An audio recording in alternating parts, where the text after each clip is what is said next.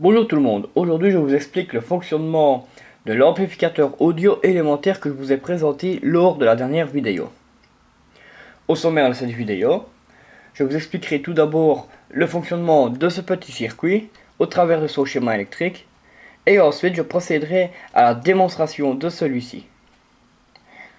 Pour ce faire, je vous rejoins directement après l'introduction de cette vidéo.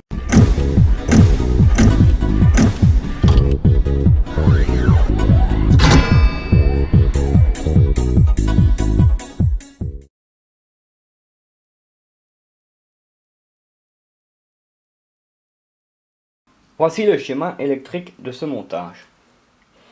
Ce circuit repose sur l'utilisation d'un LM386 dont le symbole est représenté ici. A l'instar du NE555, le LM386 est un circuit intégré possédant 8 broches.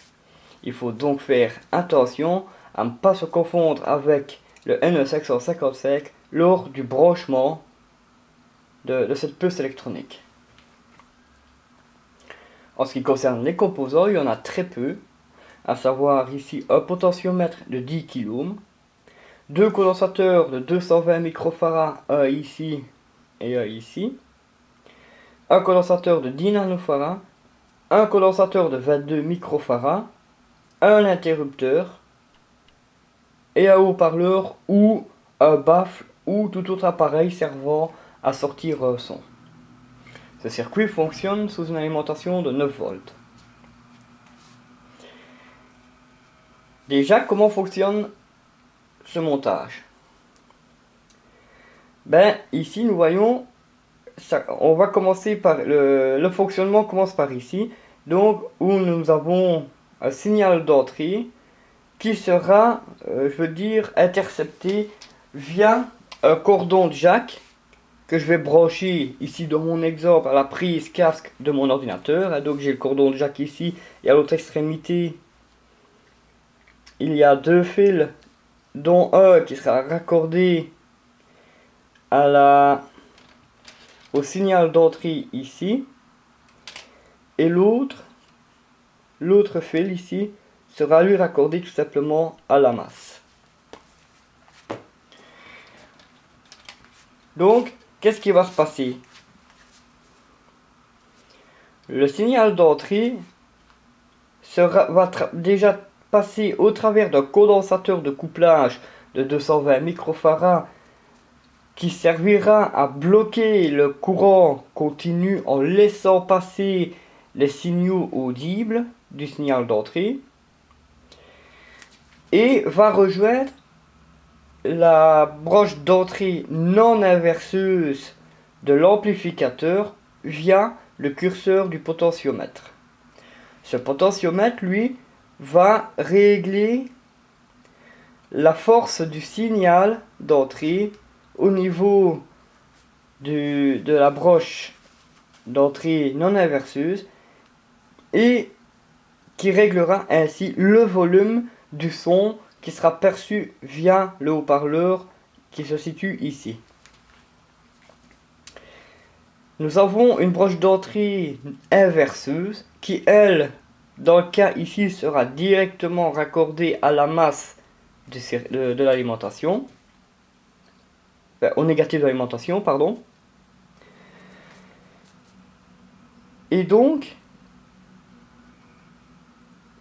ayant les deux broches d'entrée ici raccordées, en sortie ici, nous aurons le signal qui sera déjà amplifié 20 fois. Et ce signal va de nouveau passer au travers d'un condensateur de couplage, ici le 220 microfarads, ayant le même but que celui-ci ici, donc de bloquer le courant continu en laissant passer tout ce qui est signaux audibles qui seront perçus via le haut-parleur qui est raccordé ici. Nous pouvons cependant, donc le LM386 peut amplifier entre 20 et 200 fois le signal ici présent à l'entrée. Dans la configuration que je viens déjà de vous expliquer en raccordant que les deux broches d'entrée et la sortie, l'amplificateur amplifie initialement 20 fois le signal d'entrée. Pour l'amplifier encore 10 fois plus, donc 200 fois, on va devoir raccorder un condensateur ici, en l'occurrence ici un 22 microfarads entre les broches 1 et 8 du LM386. J'ai mis en plus un interrupteur en série à ce condensateur pour pouvoir avoir le choix, quand le circuit est sous tension, avoir le choix d'avoir un gain soit de 20 fois, soit de 200 fois.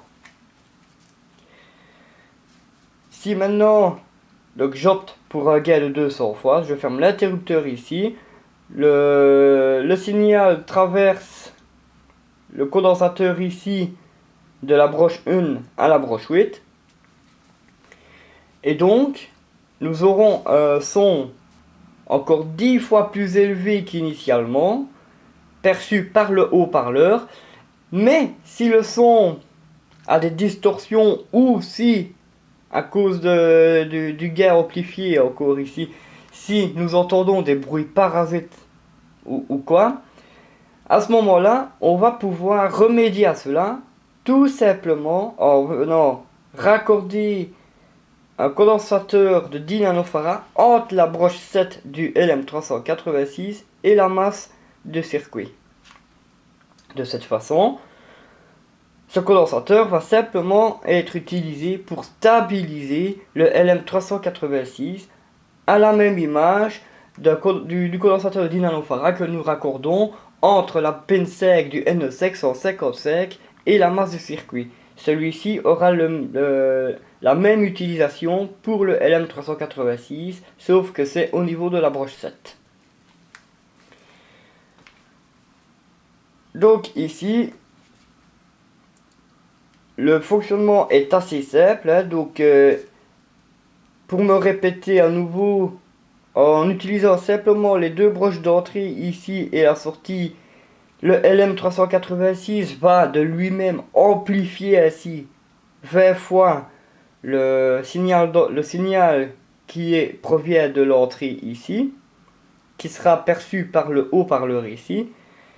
Et en pontant les pins 1 et 8 du 386 avec un condensateur ici en l'occurrence 22 microfarads, le gain sera encore 10 fois plus puissant, donc nous aurons un gain ici de 200.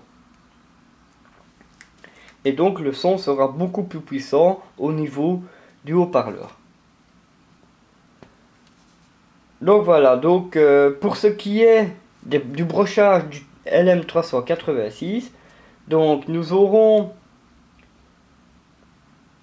la patte 2 ici qui sera l'entrée non inverseuse, la patte 3 qui sera l'entrée la patte 2, excusez-moi, la patte 2 sera l'entrée inverseuse, la patte 3 sera l'entrée non inverseuse qui servira à avoir le signal d'entrée positif au niveau de cette broche là.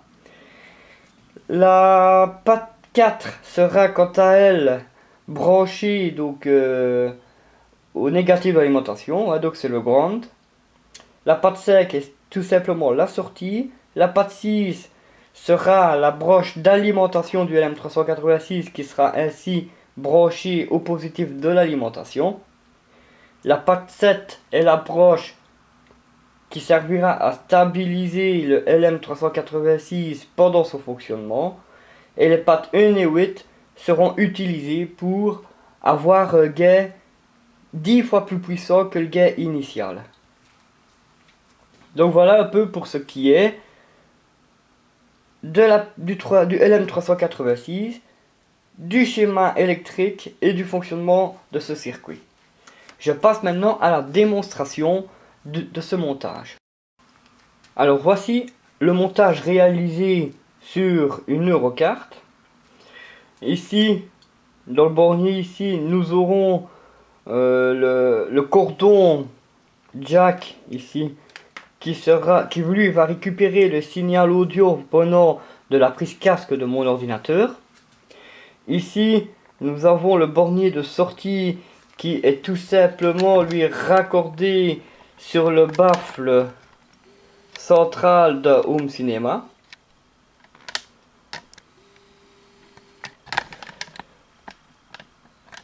Ici, nous avons notre potentiomètre pour pouvoir régler le volume qui sera perçu à la sortie de l'amplificateur. Là, nous avons notre petit interrupteur qui va pouvoir faire en sorte que l'on a le choix entre un gain de 20 ou 200. Ici, nous avons les deux condensateurs de couplage. Le condensateur de couplage d'entrée et le condensateur de couplage de sortie. Ici, nous avons le petit condensateur de 10 nanofarad qui me sert à stabiliser le LM386 lors de son fonctionnement. Ici, nous avons le petit condensateur de 22 microfarad qui lui est raccordé entre les pins 8 et 1 de ce LM386, me permettant d'avoir ainsi un gain de 200. Et donc, l'alimentation de ce circuit est en 9 volts. Je vais brancher maintenant le montage. Donc voilà. Le circuit est là maintenant sous tension. Et avant tout, avant de tester le montage ici, je vais déjà mettre, sortir le son de mon ordinateur. Donc là nous avons le son de mon ordinateur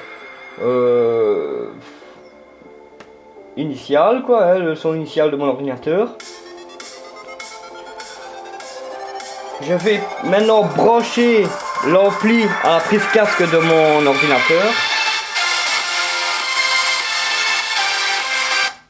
Voilà. Là je monte le son. Et là je suis même pas à la moitié du son. Et nous entendons déjà bien correctement le son sortir hors du baffle central du Home Cinéma. Je suis sur le gain de 20. Je passe maintenant sur le gain de 200 en switchant l'interrupteur ici.